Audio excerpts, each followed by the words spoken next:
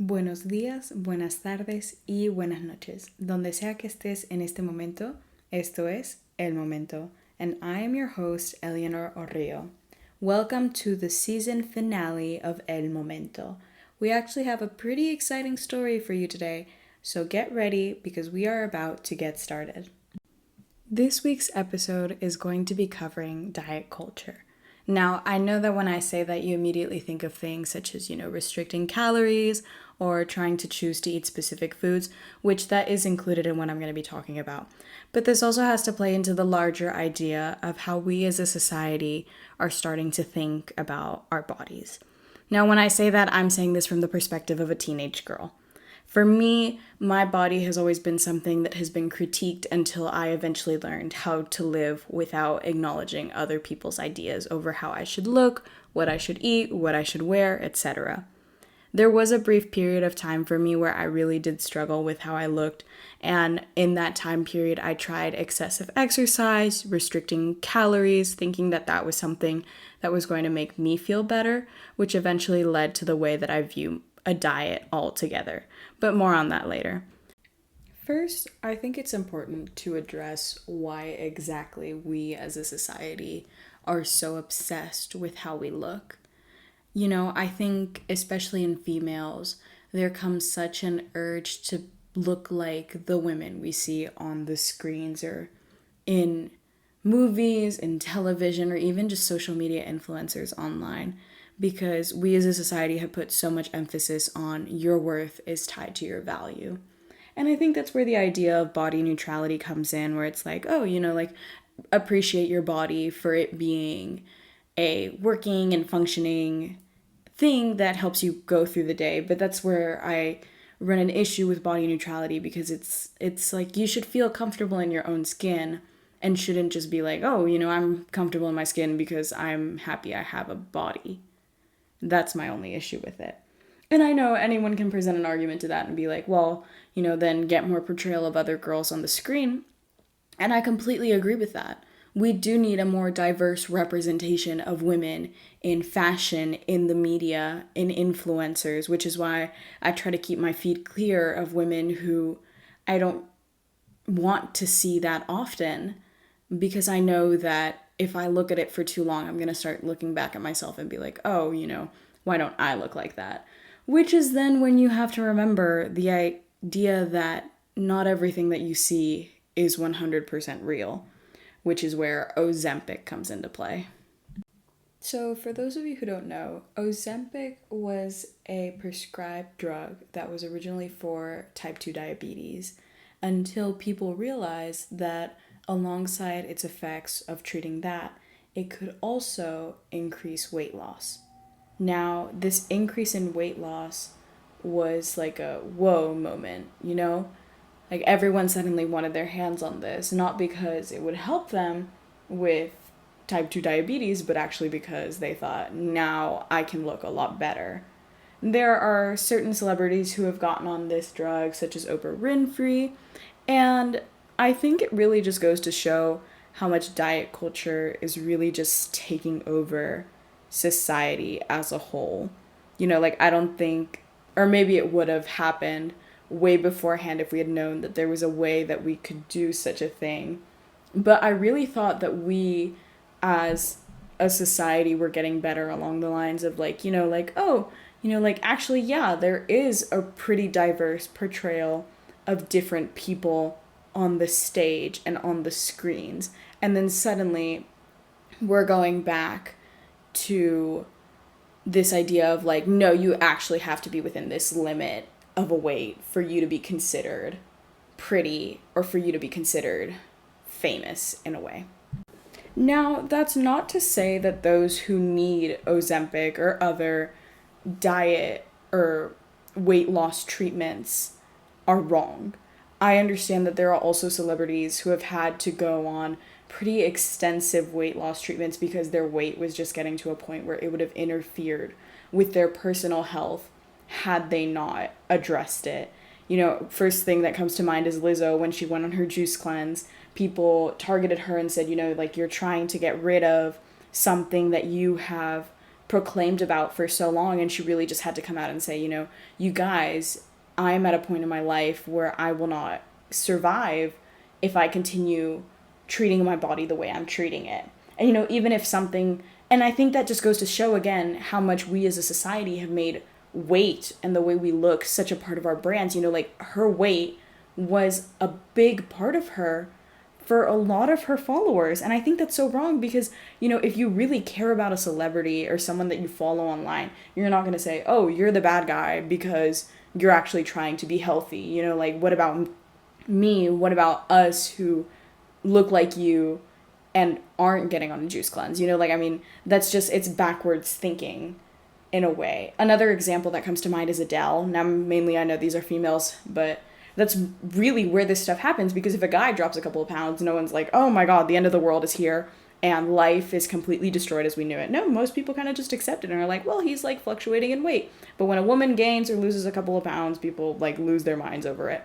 But when Adele started losing weight and she came out when she was on tour and people were like, she looks different, she looks better, she looks skinnier, a large part of her fan base was so mad and, kind of distanced themselves from Adele for a while because they were like, oh, now you're going for what the media is trying to push. And it's really, no, she's not trying to push the quote unquote agenda that you think she is. She's really just looking out for herself.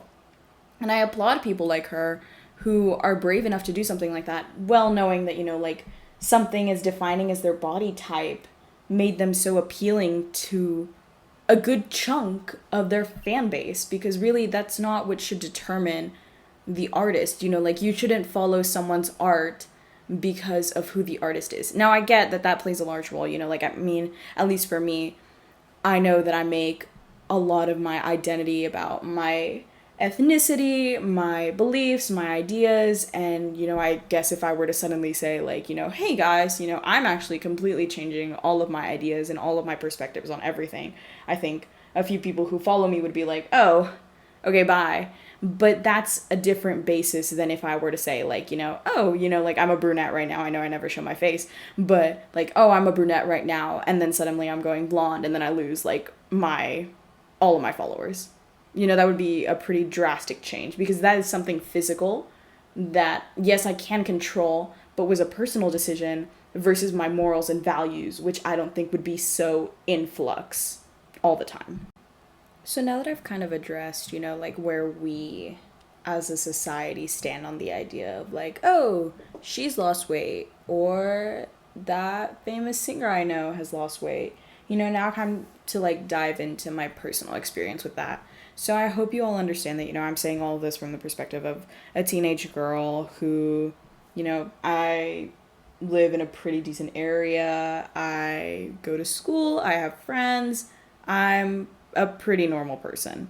And so there was nothing really too intense going on in my life where it would have led me to start restricting myself of certain foods and starting to over exercise. Like it mainly for me was just the idea of, why don't I look like everyone else that I see, which again was the portrayal of what I thought I was seeing, so it wasn't even the real version of someone. And I would follow her name is Daisy Keaton, I don't know, it was Daisy something.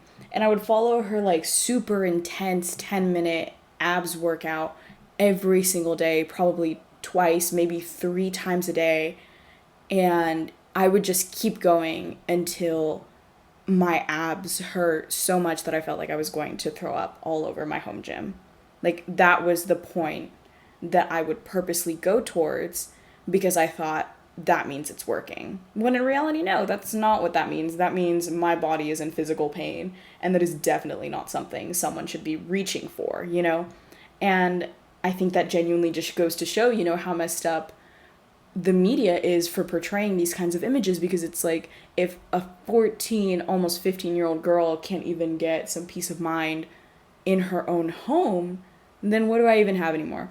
I eventually, fixed it myself, because I realized what I was doing was hurting me, because it was to the point where I wasn't eating, and what I was eating was basically getting ready to come up whenever I did these workouts. I wasn't losing any weight, or maybe I did. I never counted, I never checked. But I personally just felt mentally and physically exhausted all of the time. I hated how I felt, I hated how I looked, and I think those two things combined together are really what just kind of led me to the conclusion of, all right, this needs to stop. And that's kind of where I realized that what I needed was, yes, a good workout routine, but not one that left me feeling like I was going to hurl over my floor as soon as it ended, you know? So that brings me to my final point, which is kind of what now? What do we do after we've discussed the idea that, there are certain people who do need these things to continue living a healthy and, livable life? Because even though these things will extend your life expectancy, but your life expectancy to live a good life, to be like 70 something years old and still be able to move around with no knee pain and no back pain and be able to still live a pretty comfortable life, But at the same time, there are these darker alternatives to these weight loss trends and diet culture ideas where it's that, you really just need to find a balance, like there is really, you pick and choose what you want to hear, what you want to know, what you want to learn.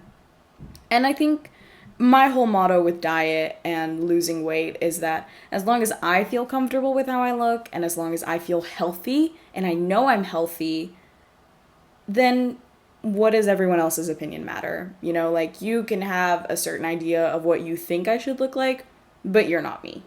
And you're not the one living in my body. I know what I need to do for my body and what is best for my body.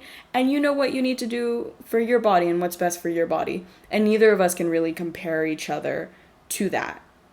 So I think that's really what I want you all to take away from this is that, you know what's going on inside of you. You know how you feel after you do a certain workout. You know how you feel when you look a certain way. And that way you feel might not be the same way the next person feels, or your friend feels.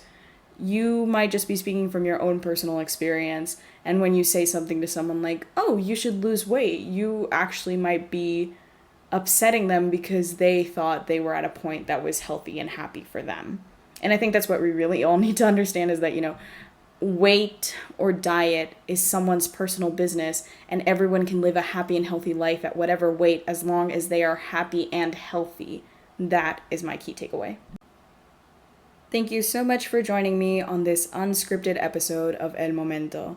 I hope you all have had a wonderful time sitting here and listening to me, and I will see you next time as we are taking a quick break for my summer vacation. I deserve a break. You deserve a break. We all, I think, need some time away from each other to just process everything that's going on in our world and, take a breather. So I will see you next time on season 2 of El Momento. As always, I'm your host, and this has been El Momento. Catch you next time.